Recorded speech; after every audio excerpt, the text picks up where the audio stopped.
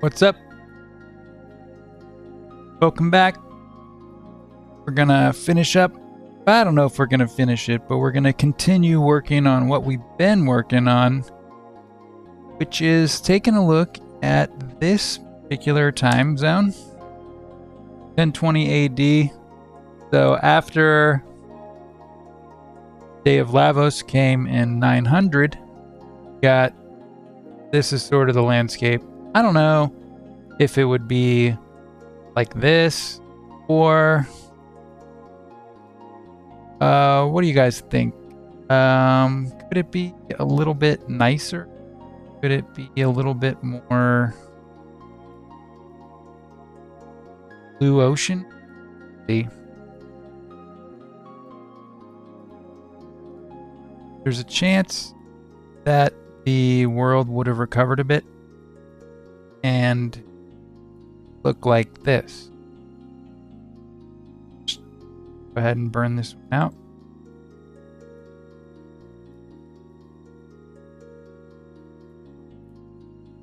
Okay, would the oceans be like that, or would they be...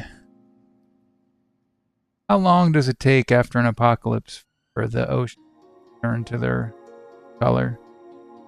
Blue or brown water? I don't know. You can barely tell the difference. Let me know in the comments below. We're going to stick with the brown water for now. And also get into some of this. Here you go. Gunpowder and smoke. Be the chapter. And what's really important is to check out some of these notes. So what do we have? Got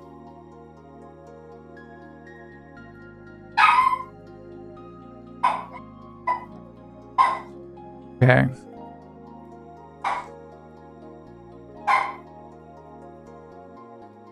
A century after the Day of Lavos, only a handful of survivors are left. They war over resources in a desolate world of ruin. Nations have been replaced by roving tribal territories. Roving tribal territories? What the heck is that? Well, maybe it looks something like this.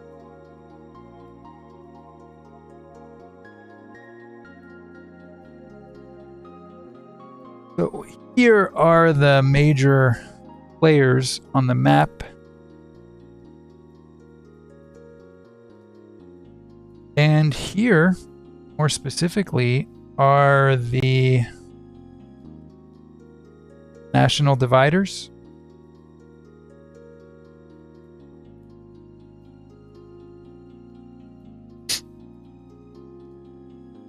So you got Octobino, Dragon Tank, Dorino, Malbranch, the Mystics, Bullfrog,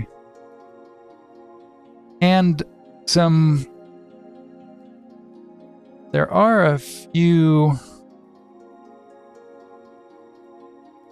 disputed islands here. This island is not claimed. This island is not claimed. The Omen we'll talk about in a minute. But the first one we want to talk about is Dragon Tank. That doesn't look great. Just go straight to this. So, if you do drop in on this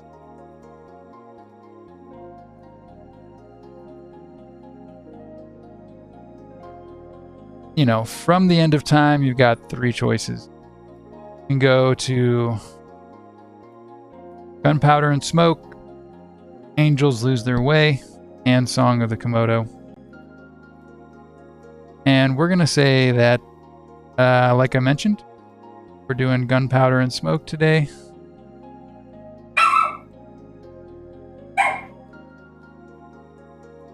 So the player would pretty much fall in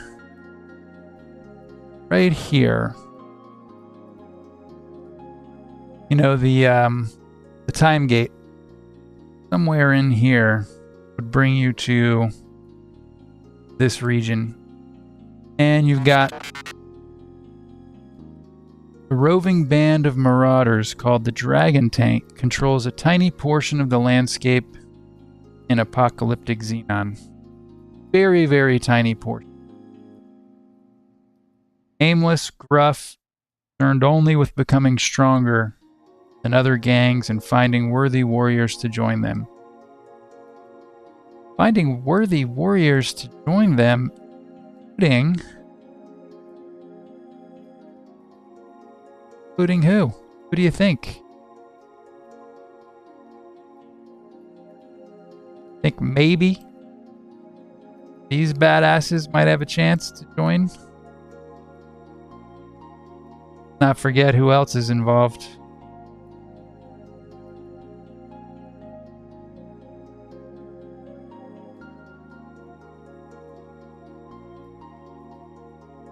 You know, there's any number of complete legends might be available, might be up for the task. But before we get into that, let's actually retreat back to our map and take a look at some of the other regions. I have a healthy slew of notes here.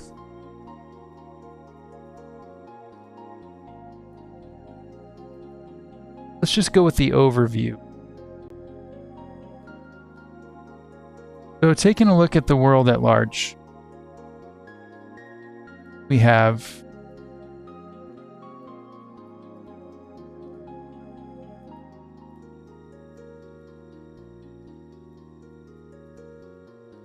as explained in the Dusk of Time, Dalton pretty much wrecked everything.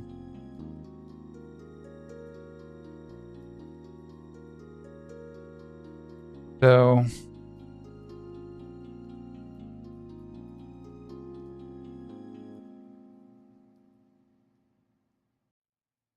history of the time before the calamity is limited to stories which survived even if the truth in them was twisted by the generation. No matter the interpretation, at the core of all the present cultures sits the divine... Oh, I got a double.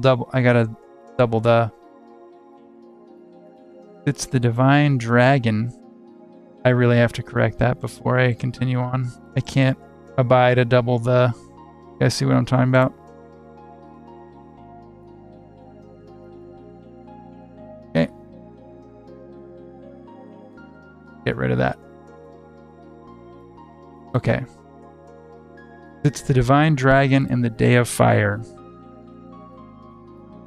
So remember this one? People of the present worship a heroic emperor who united the world before perishing in the day of fire. Well, that is only the legend as some people would believe it.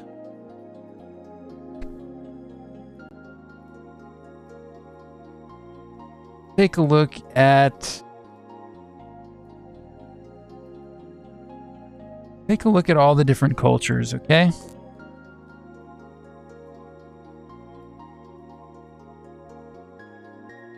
So, on the Xenon mainland, we got Octobino, Dragon Tank, Malabranch, and Dorino. And, just kind of start with,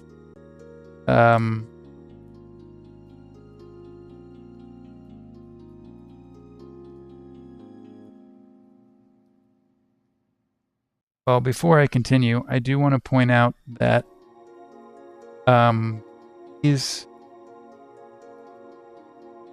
course, we recognize Dorino and the Mystics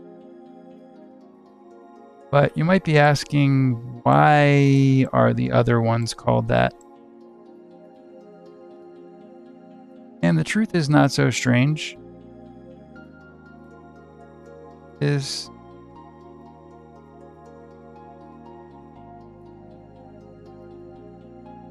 that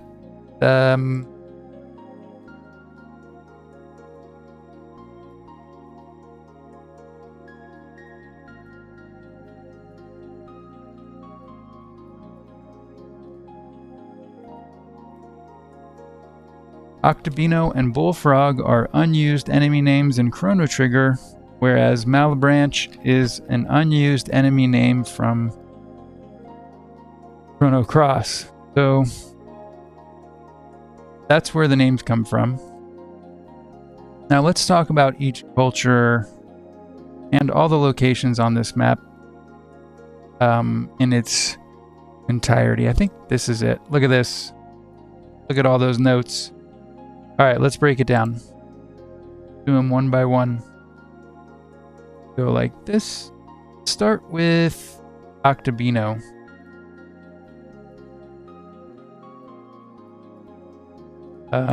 Need my... There we go.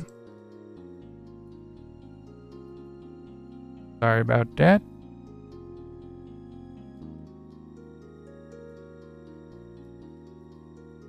Okay.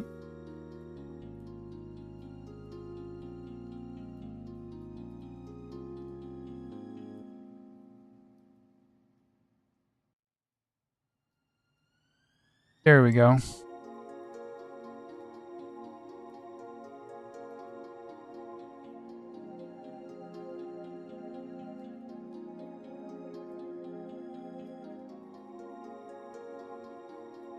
Okay.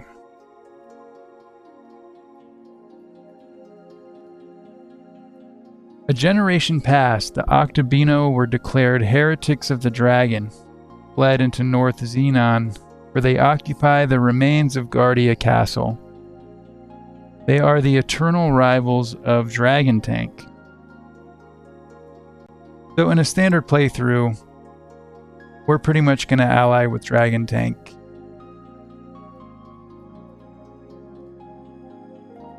But I do want to point out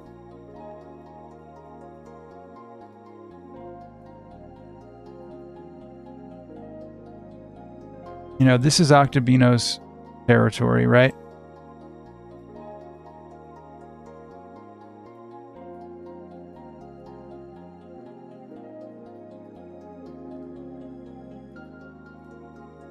They're up in all this area.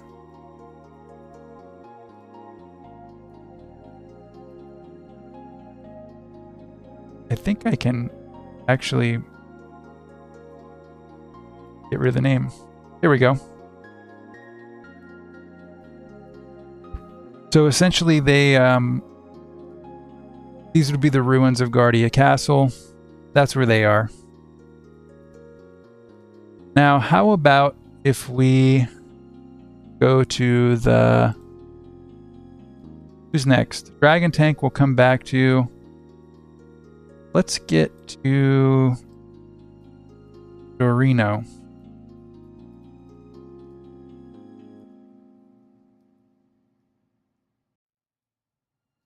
So we're here at Octobino. And now we're gonna slowly move to this one.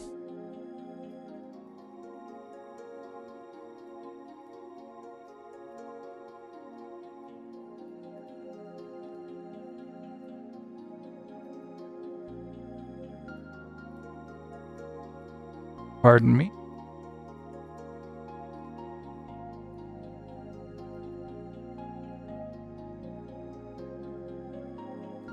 In South Xenon, Dorino is in conflict with the Mystics to the east and Malabranch to the south. Let's get some shots of Malabranch. Here they are down here.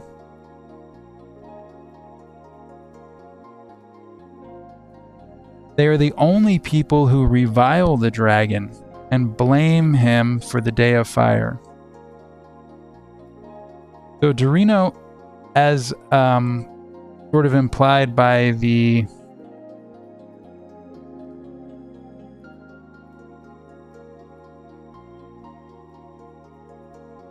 events that occur in 700 with Dorino's opposition to Dalton, that carries over into this time.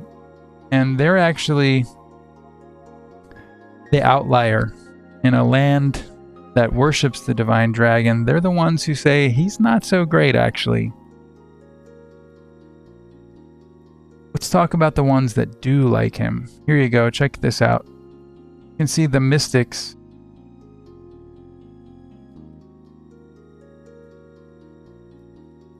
Talk about them. Alright, actually let's not go to the mystics yet. Got a little bit of... Here we go.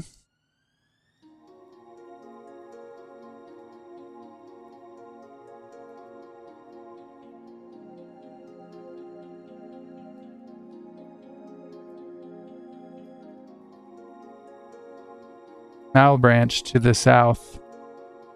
Descendants of the Porian Empire maintain a pious zealotry about the dragon.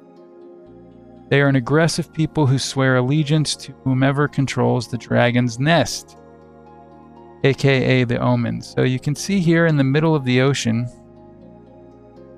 you've got the remains of the base that Dalton set up in 620, which then would last into the... It then would have lasted into 700 by far. So here's the sort of deactivated remains of the Black Omen as they're sitting in the ocean out there. And by this time, it's become like these ruins, right?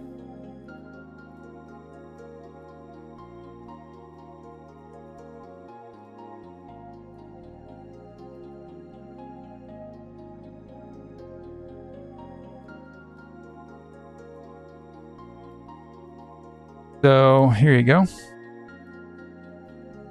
The ancient seat of the dragon's power is a holy site poured over by all nations. They who hold the omen hold the world. Interesting. Interesting. Well, who's in charge of the omen now? Question. I guess I can just get into spoiler territory here by showing you what this looks like. So, the omen is controlled by the mystics. Let's downsize this a bit.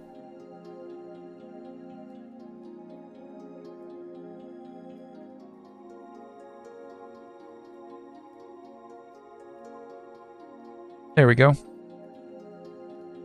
So you can see the mystics have a massive empire. They're the biggest, actually.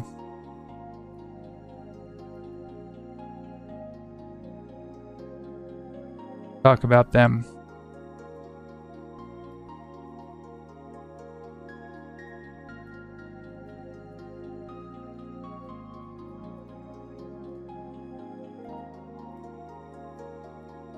Not sure. I think I got this.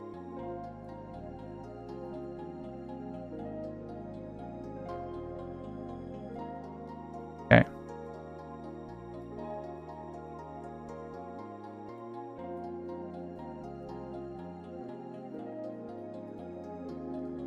By far the largest and strongest people on the planet, the mystics have long controlled the sacred site in the ocean which they call the Omen. So why would they be... Oh, just a quick note.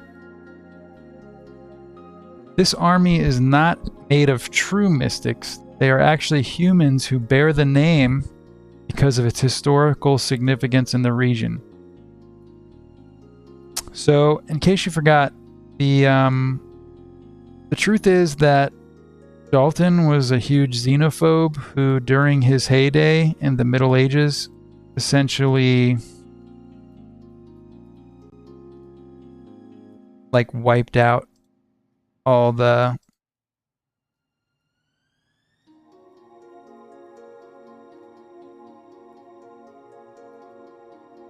what's it?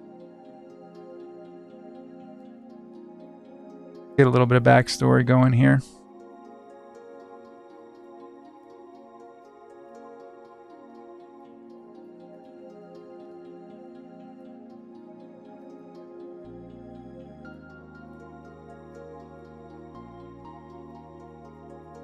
There we go. So what's the climate like? In the East, the mystics and demi-humans were driven to extinction. However, their belief that Lavos would awaken and destroy the world came to pass. In the time since the Day of Fire, Medina's previous relationship with the demi-humans in El Nido allowed them plenty of access to the elements and secured them a military advantage. So that's why they have basically come to dominate most of the planet, because they, including the Omen. Let me just show the colors again.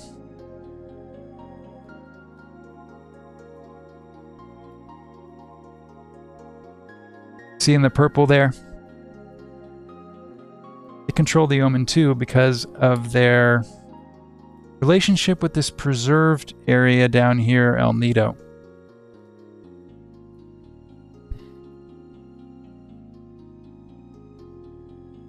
Take a quick break.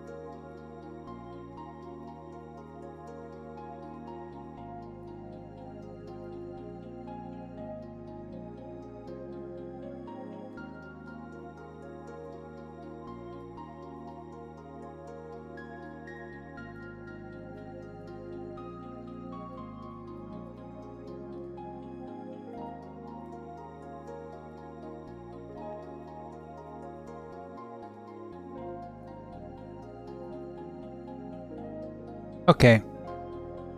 I just want to clear up the rest of this map stuff before we go on.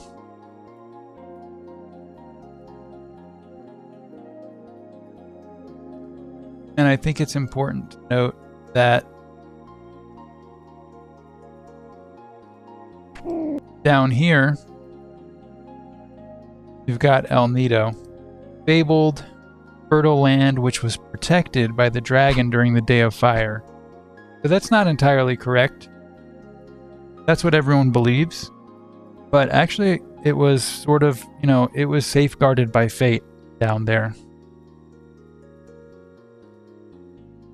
It's an off-limits region, which, you know, fate's not going to let a little Lavos apocalypse mess up her little, you know, her experiment. So, even though it did experience some heavy hits, on the whole, El Nido remains fabled and fertile land. Just to clear up some of the other ones, we have to the east, got Bullfrog. As I mentioned, a unused enemy name in Chrono Trigger. Let's see, where would Bullfrog be? Oh, excuse me. That's not what. Where's Bullfrog at? There they are.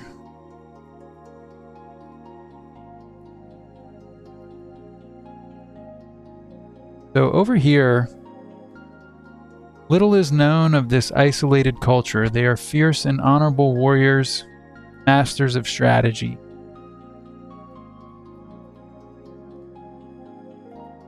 Okay. Okay.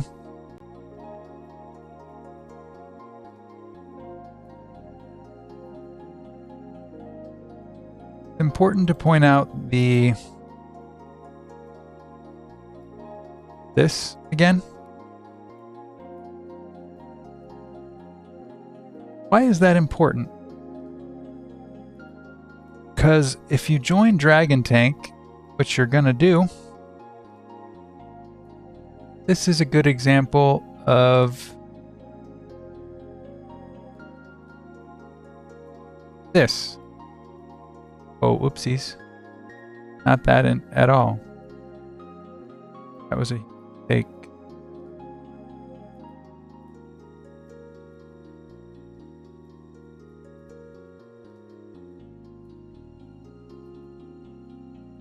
So the 1020 time period would be a good setup for explaining one of the end game. Once you get to the break later on after the battle with the Vision Serpent, it's sort of like a perpetual battle for territory in one scenario. So this introduces you to that kind of gameplay, where by meeting specific conditions, you can claim areas of the map. More on that later. For now, let's get back over to the Dragon Tank. Who are they? The roving band of marauders called the Dragon Tank controls a tiny portion. See up here? Where's my pointer?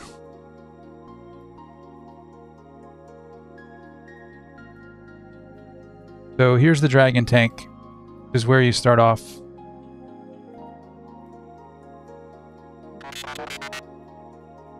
And their leader is Pierre. Let's get that going. Take a look at this. So who's in the Dragon Tank? Well, you got Pierre, Fritz, Elaine, and of course our boy Chrono. Let's get to that.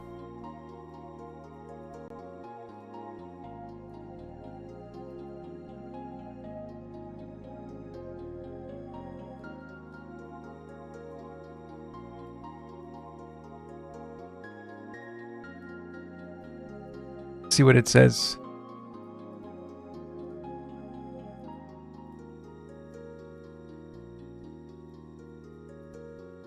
So Pierre is the leader. Pierre agrees to let the party join Dragon Tank if they prove themselves in battle. He calls forth their best man to test them. And wouldn't you know it, it is a...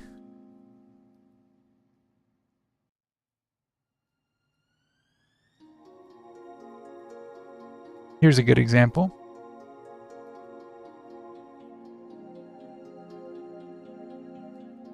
Yes, none other than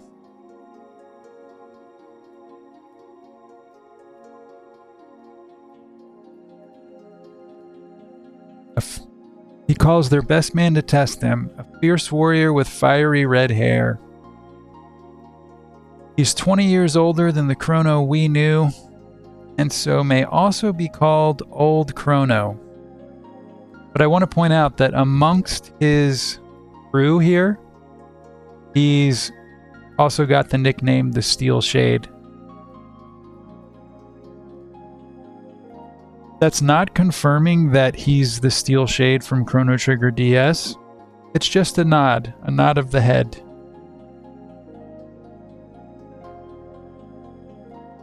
What else happens?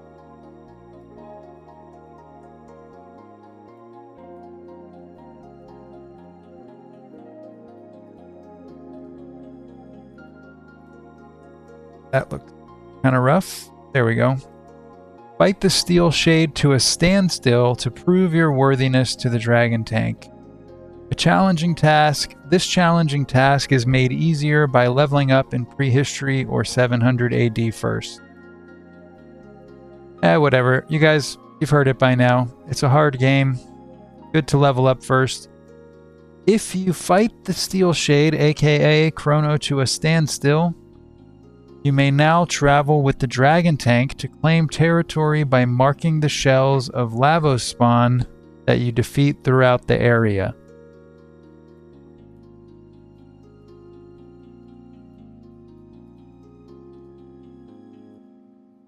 Not joining Dragon Tank. This is not really the intended stuff, but say for instance that you lose to Chrono, then that's okay. Losing to Chrono is not a huge deal. Obviously, it's not like the alternative we would consider A+ in the grand scheme of things. But if you happen to lose to the Steel Shade, you are banished from the Dragon Tank's lands. The party will form its own gang, which you can name, but its default name is Orphan. That's probably too much detail. Hey, why does that say kid? Aw, man. Good to know, but that is a catastrophic failure on my part. Let's get a Robo one. Say Robo's the party leader. There we go. So Robo suggests the name Orphan, which is kind of cool, I think, because would actually, if you get ostracized from the Dragon Tank, your only options are to go north or south. And if you go south, you're actually going to be passing by Luca's orphanage. So Orphan is an appropriate name if you have to head into Dorino. So what happens if you go into Dorino? Let's say, for instance, you lose to this...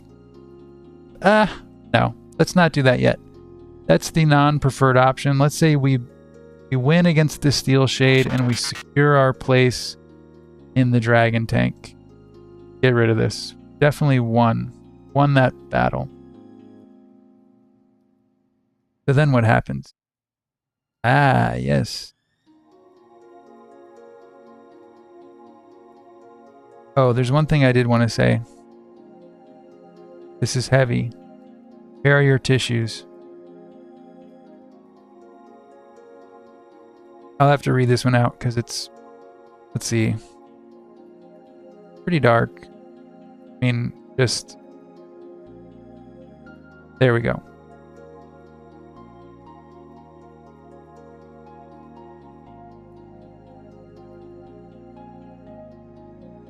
So about this guy, the Steel Shade.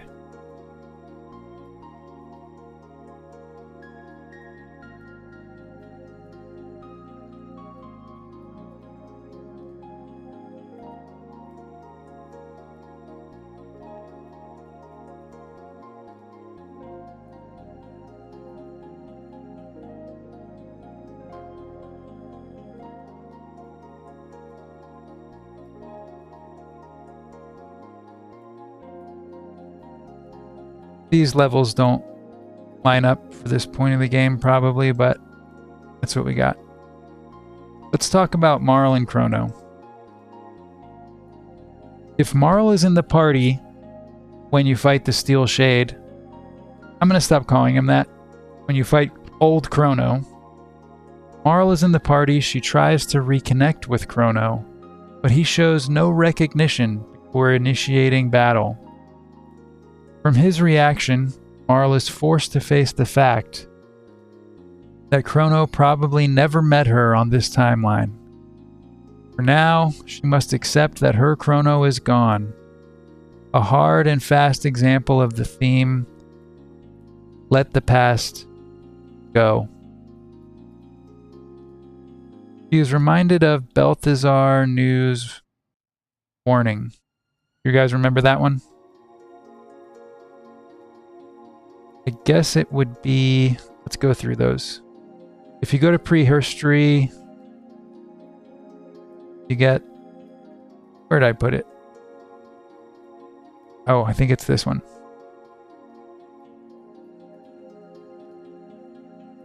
Yep. Here we go. So, remember this? If you visit the new in prehistory and Marl is in your party, he may say this to you. The Dead Sea was a horrible mistake. Better not to try and reclaim what you've lost. I assure you there are many Chronos out there. Many of them are far from the man that you knew.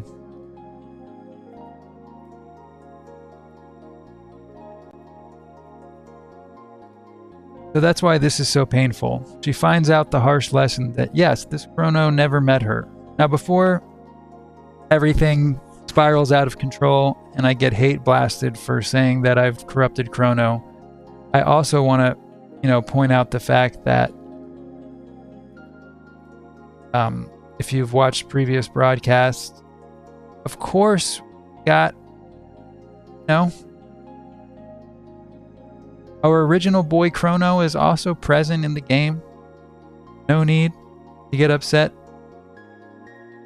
You have to complete the Cerulean Skies side quest to recruit our Chrono from Chrono Trigger. So don't worry, this is not a total corruption of Chrono. All it is a gentle demonstration of the fact that,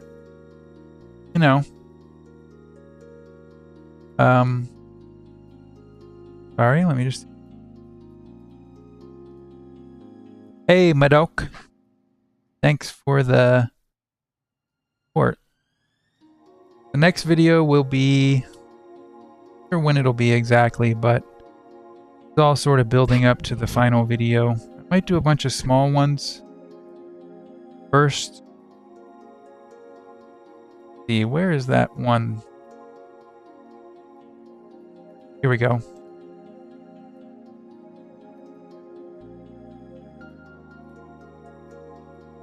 So this is a list of the characters.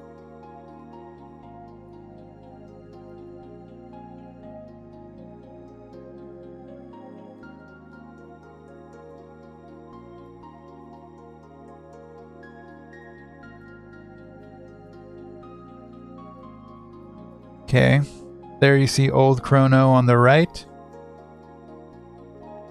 And then we got OG Chrono right there. So the cast list includes all the original cast, Surge and Kid, Shala, Cyrus, Variant Chrono, who we're talking about today, Variant Luca, and Variant Magus. We'll get to that later. Plus all of Ayla's friends. So, what would this steel shade be like? What is this guy like? If I may be so bold as to suggest something like this. And also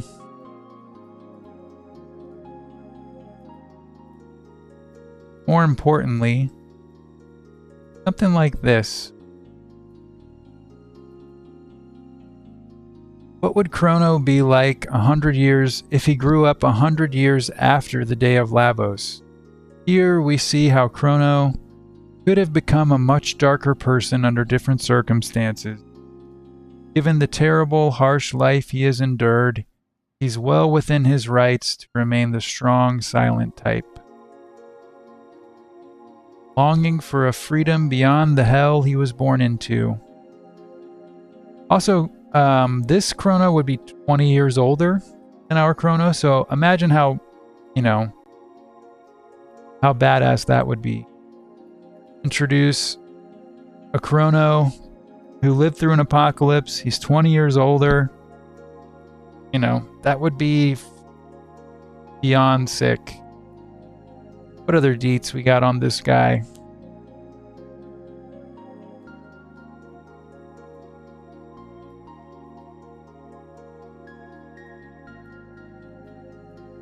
Old Chrono is a dual-wield character. Steel Shade can use guns. Due to the time frame that he was born into.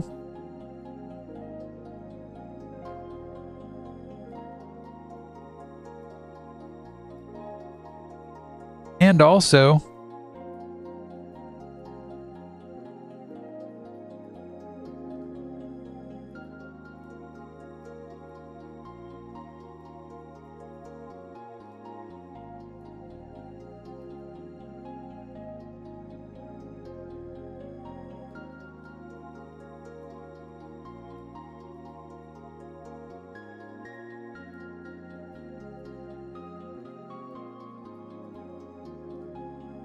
Marl's sort of falling off the cliff right there, but you can see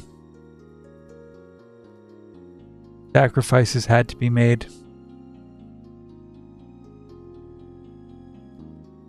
Do they?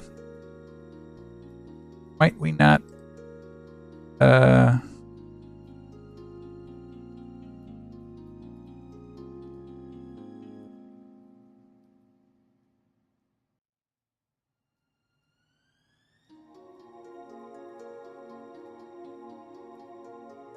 That looks good enough.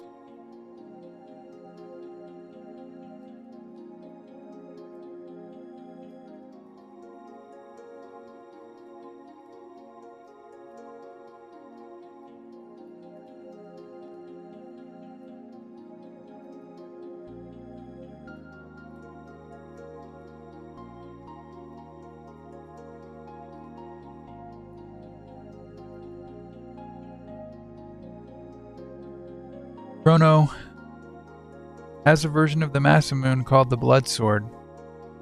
Marl can also use this katana. Remember, Marl is dual wield now too, because presumably Chrono taught her how to use a katana in the years following Chrono Trigger before the fall of Guardia.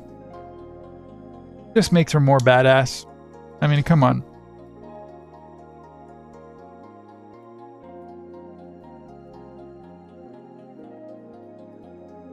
Sure, there's a shot of her.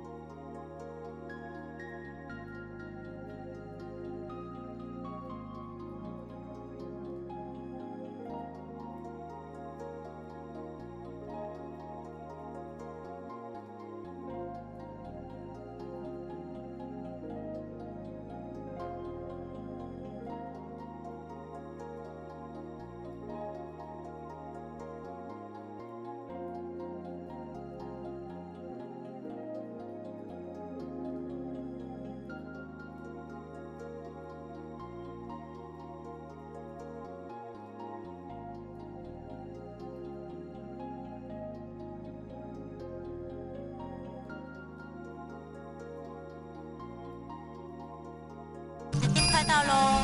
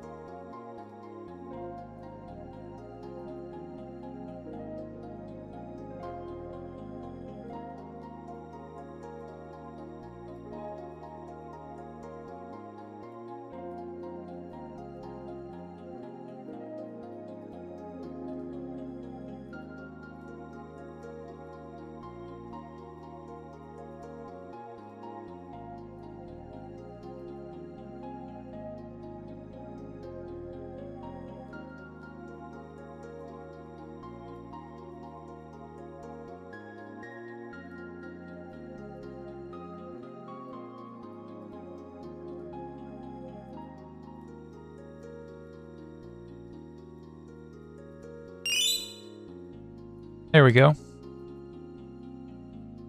mean, obviously they can't both use it at the same time, but here's a pic of both of them.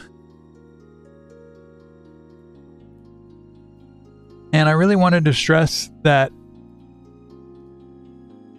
Chrono first appears as a guest. Like, Chrono has zero interest in joining the party. He's Dragon Tank all the way. Unless...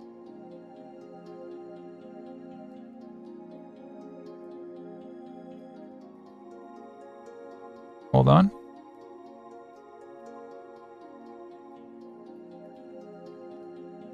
What do we have here? Ah, yes.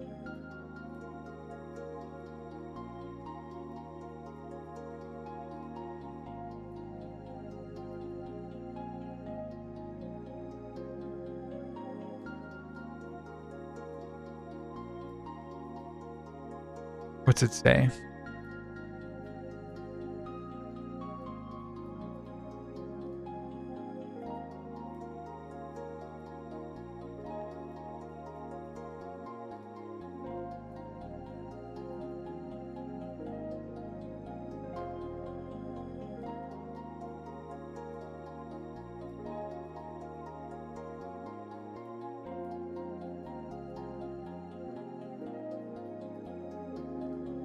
You know, Chrono doesn't know you. He doesn't care about you. This Chrono. So, after you join the Dragon Tank, you can battle through the land with them to raise an invisible affinity gauge. Similar to the courtroom stuff in Chrono Trigger, you've got invisible gauges that mark your actions. The more you fight with a certain group, the more they'll like you, more or less. After reaching a certain level, Pierre reveals his plan to reclaim the castle ruins from Octobino.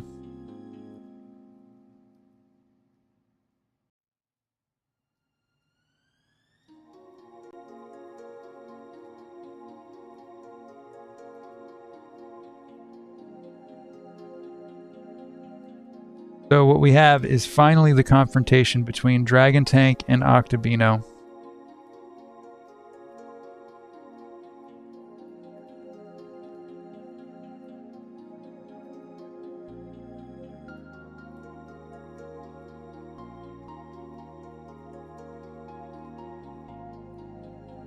Just back to this real quick.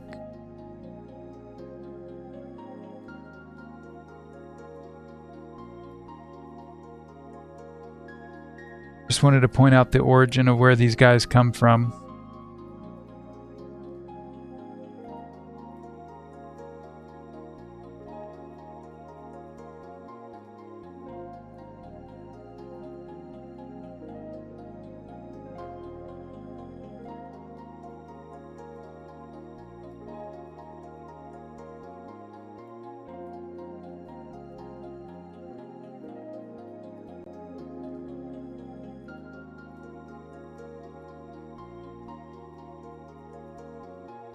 Before we get on to the final bit, why is it these guys?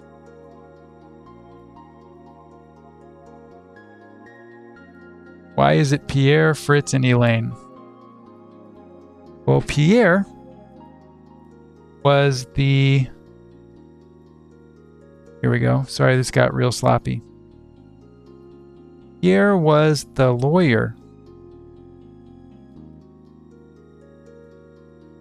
in Chrono Trigger, and Fritz, see what it says. In Chrono Trigger, Pierre was Chrono's lawyer at the courtroom scene, and Fritz was the shopkeeper's son imprisoned in Guardia until Chrono freed him. So this is just sort of a shout out to that. Imagine in different circumstances how they would have become friends and whatnot.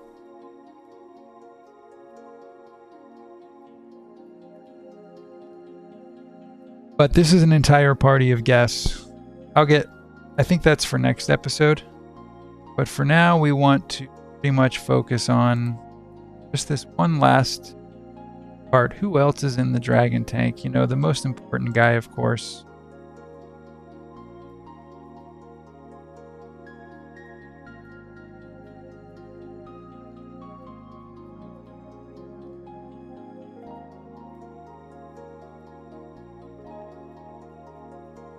As a guest, Chrono is a great offensive asset, but not much of a conversationalist. The Steel Shade travels... Oh lord. Got a spelling error. Cannot abide.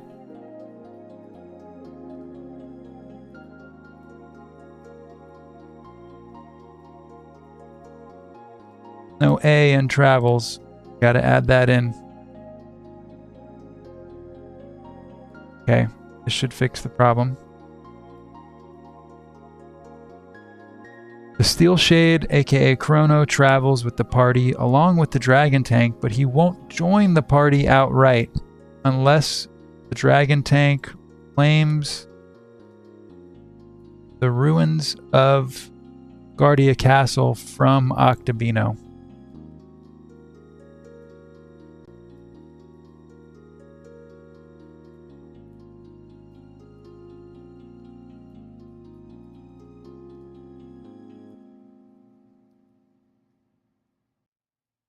There we go.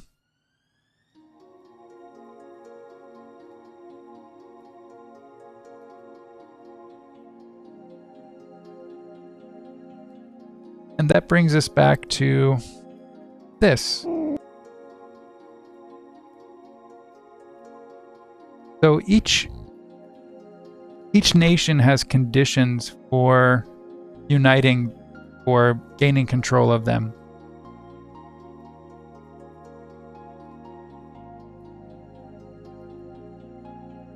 And for Octobino, it's straight up to go into Guardia Castle and get and beat the boss. As for who's the boss of Octobino, I won't say outright.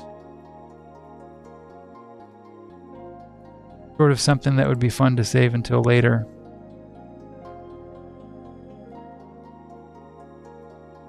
Down in Dorino, say for instance you lose to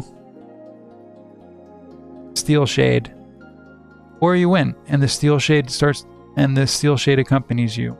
You can go down into Dorino, but as I mentioned before, Dorino is the only territory that does not like the dragon, the legend of the divine dragon, aka Dalton's goofy self who took over the world like 400 years before this. If you go into Dorino, they'll ask you,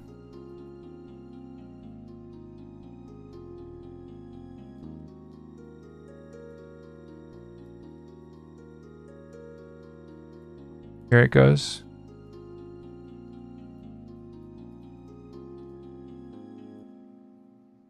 I think we could get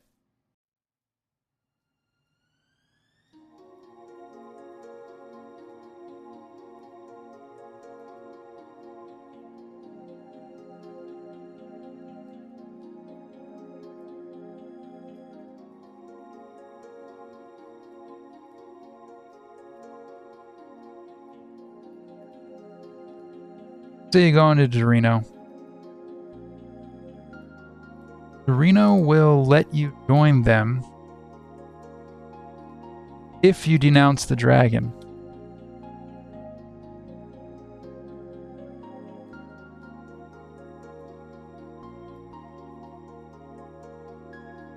Allying with Dorino grants passage to the eastern lands quite easily. Dorino has good access to the east. They can get over here to the Mystics lands through this little channel pretty easy. Here. But they're also fighting against Malebranche down here. So Dorino's waging like a multi-front war here. Problem is that the dragon tank is pretty swept up in the... Good people tend to mythologize heroic figures as good as they are. So even though we know that Dalton is not a nice guy, if the legend of him is totally swept away and you have good people attaching their own personalities to this kind of figure, it doesn't matter that Dalton was awful. Good people like Pierre, Chrono, and Fritz in the Dragon Tank are gonna make up a mythology about the dragon, that he was a good person like them. So they are Team Dragon, right? They love Dalton. Even though they don't really love Dalton, what they really love is the idea of Dalton, a great emperor who united the world before it was destroyed in a day of fire. But Dorino is actually, because of their history with Poor, they know closer to the truth. They know really what he was like. So Dorino totally hates the dragon. And so to join them, you have to denounce him. But if you do that, then your allegiance to the dragon tank is severed. For instance, as it says here, if Chrono is in your party and you denounce the dragon, he will depart. And then I'm thinking there could possibly be another fight with him while he's angry. But these are details that I haven't really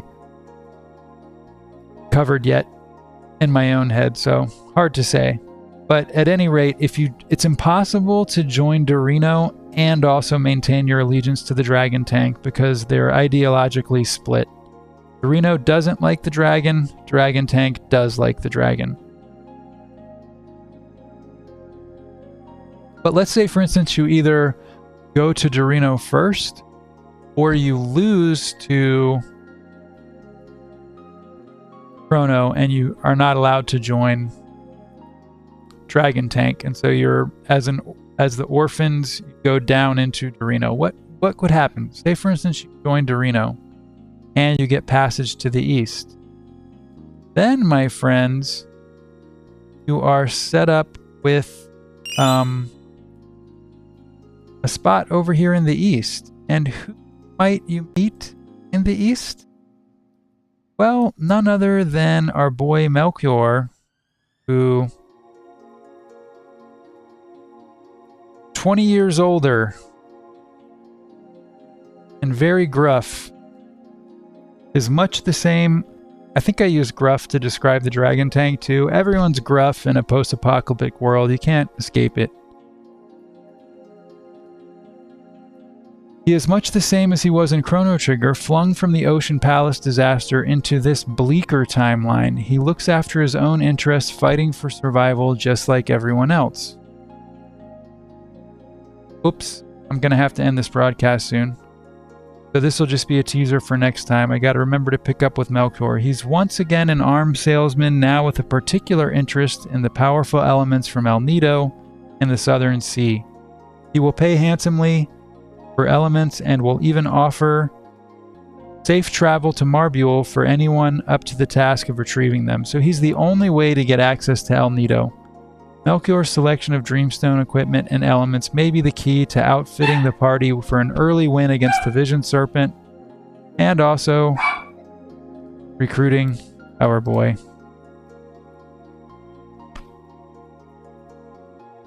So I will wrap this up and reach you at a later time with more prep. Thank you for joining me. It's been an absolute pleasure.